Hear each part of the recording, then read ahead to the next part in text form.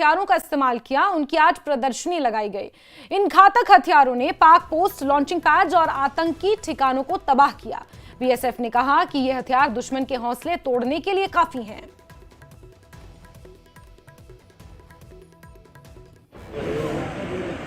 Operation सिंदूर में BSF के जवानों ने दुश्मन को सीमाओं पे मुंहतोड़ जवाब दिया। पाकिस्तानी रेंजर्स यहां तक कि अपनी पोस्ट को छोड़कर भागते हुए दिखाई दिए और उसमें पाकिस्तान में रेंजर्स में जो खौफ पैदा किया वो हमारी इन वेपन्स ने किया। जिस तरह से हमारे इन वेपन्स ने मुंहतोड़ जवाब दिया, जवाबी कार्रवाई जब पाकिस्तान की तरफ से हमारी बीएसएफ की पोस्टों को निशाना बनाने की कोशिश की गई तो वापस रिटेलिएट किया गया और उसमें पाकिस्तान की जो पोस्टें हैं वो तबाह हो चुकी हैं और उनके जो रेंजर्स हैं वो भी भागते हुए दिखाई दिए। सर, किस तरह से कि ये गन है और कितना नुकसान, ये डैमेज इसने पहुंचाया पाकिस्तान को?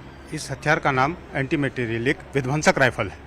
ये दो तरीके के टारगेट को हम अचीव करते हैं, 1800 मीटर और 1300 मीटर के ऊपर।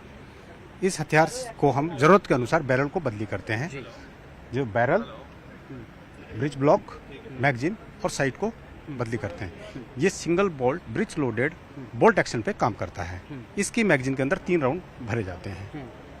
तो ऑपरेशन सिंदूर में कितना इफेक्टिव ये साबित हुआ?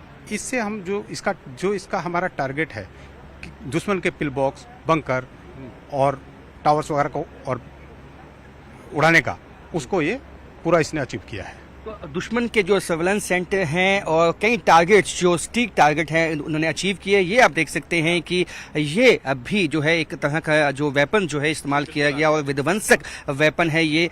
इसकी सर क्या विशेषता है और इस ऑपरेशन में किस तरह इम्पैक्ट इसने दिया? श्रीमान, इस हथियार का नाम 84 mm CGRL है जो कि स्वीडन का बनाया हुआ है। ऑपरेशन सिंदूर के दौरान इस वेपन ने दुश्मन को बहुत नुकसान पहुंचाया है, उसके बैंकरों को बर्बाद किया है एवं उसके ट्रुप्स को भी बहुत नुकसान दिया है। तो मुझे बताएं ये कितना इसका रेंज रहता है और जिस तरह से क्लोज सर्किट फाइट में आपने जो जवाबी कार्रवाई की उसमें पाकिस्तानी रेंजर्स अपनी पोस्ट छोड़ के जो है वो भागते हुए दिखाई दिए, तो उसमें कितना इसने अहम रोल प्ले किया है?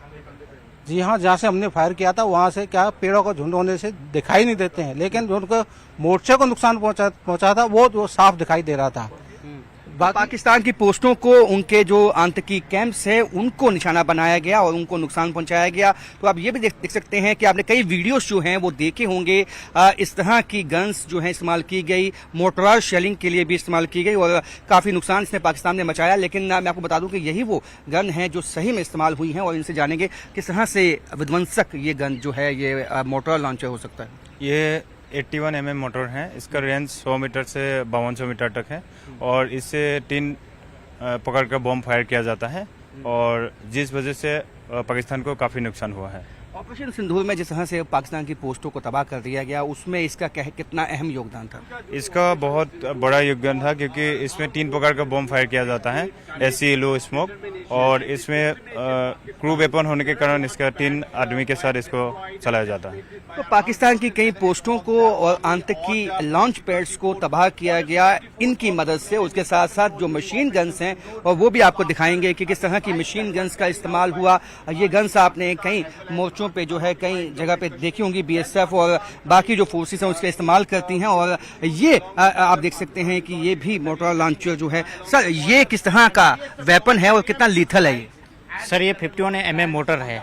इसका रेंज हम 50 से 1080 मीटर तक मार सकते हैं। इस वेपन से ये खासियत है कि डायरेक्ट और इनडायरेक्ट दोनों फायर कर सकते हैं। और इसमें डालने वाले 3 प्रकार के बॉम्ब है।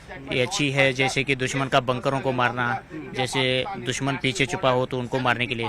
और इसमें स्मोक का बॉम्ब डाला जाता है ताकि दुश्मन से छुप के हमारा बंदे को एडवांस आगे करने के लिए जरूरत पड़े तो स्मोक का इस्तेमाल किया जाता है।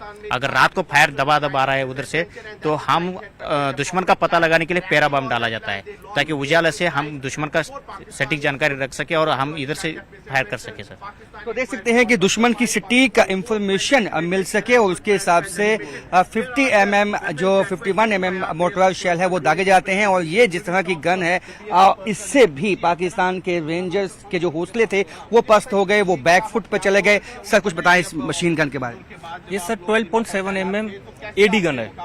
इसकी जो कारगर रेंज है वो 2 किलोमीटर है और इससे मतलब 10 से 12 की mm जो लोहे की चादर को भी भेदा जा सकता है।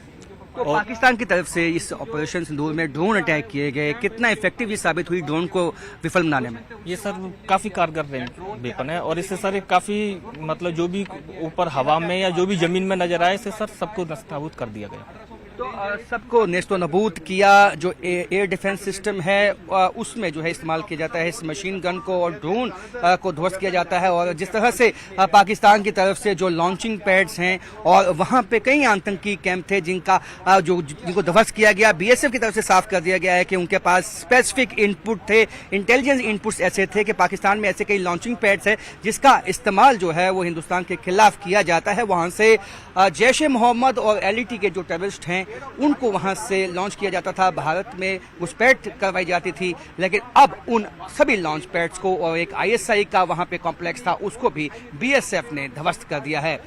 कैमरामैन सारा भट्ट के साथ